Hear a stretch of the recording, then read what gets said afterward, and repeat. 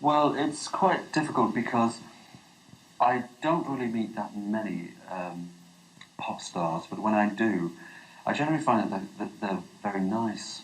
You know, I don't hang out with musicians at all. The one musician friend I have is Morrissey, and... So do you ever, in the course of your work, because I mean you do some of these TV things and stuff like that, as you say, you do run into other musicians. Can you think of an instance of anybody you've ever run across who you actually thought, this is somebody I might have something in common with and I would like to get to know? Well, I'm very good friends with Pete Burns, and I'm good friends with Lloyd Cole. So they're two people, I think, who are obviously quite extreme characters.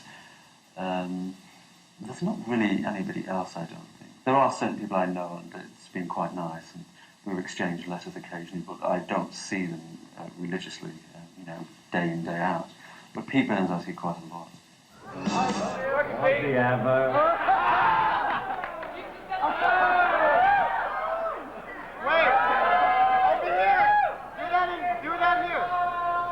You know, whatever he stands up for and stuff like that, I'm not into bitching in the press, and this is like hit and run. But I broke into a secret closet in his house, and he had leather jackets and leather shoes, and cheeseburgers.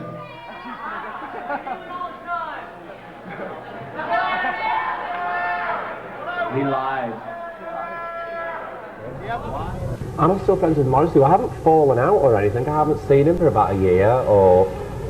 You know, all my friends, I don't really keep that, I don't send postcards from the Edge or, you know, phone them up. I haven't seen him for a long time, and I have to say that I don't suppose I really want to anymore. Not because of anything he's done or I've done. We've just got very, very little in common. I think Morrissey, I think he needs to live a life. He's afraid of having fun. And when I got to know him, and I got to know him really, really well, I realised he was somebody who was afraid of being happy, because a lot of his music is about his sadness and his isolation, and in order to maintain his creativity, he feels that he has to permanently perpetuate that lifestyle. And I don't feel sorry for him in a patronising way, but I think he needs to have a little bit of fun. I don't think he does have very much fun. And also he's very, very typecast by his fans. I don't know about in this country, but in England, you know, the vegetarian movement.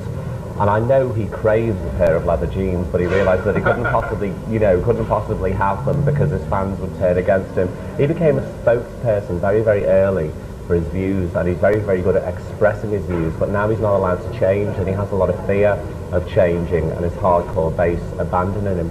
He's just like anybody else. He lives an enforced life of misery, you know. So I've got no time for that. I mean, it's not as though terrible things have happened in his life. He's very successful, he's very talented, so I don't see that much area to be miserable in, and he just has to keep that way. So it's a bit like, you know, fire and ice, two completely different personalities.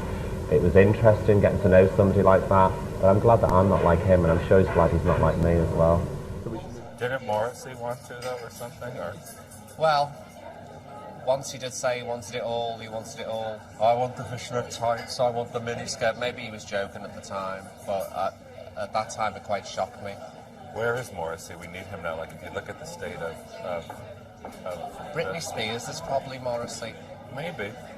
Or who's that other one that goes da da da da da? Shakira. That's probably Morrissey. Is that Morrissey, do you think? I don't know, but he's disappeared. I miss him. I really miss him. What do we think? Morrissey, the most interesting songwriter of his generation? Well, I knew him personally. That's how I came to get familiar with his music. He actually gave me a copy of this album. Wow.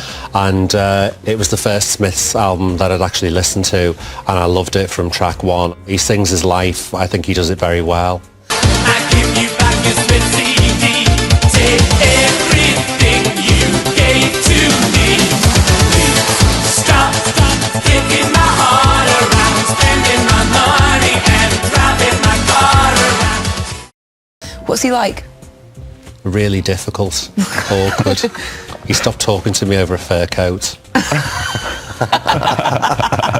I had a fur coat, he said, if you ever wear that again, I'll never talk to you again. So I did wear it again. He never spoke to me again. And to this day, he holds a grudge that I actually wear fur and things like that. But that's if that's the way he wants to be, that's fine. It doesn't stop me appreciating him as an artist. I think he's very important in his place. People can't take him, can they? They think he's depressing, whereas I think he's funny. There's a lyric in The Queen is Dead, oh Charles, don't you ever crave to appear on the cover of the Daily Mail dressed in your mother's bridal veil.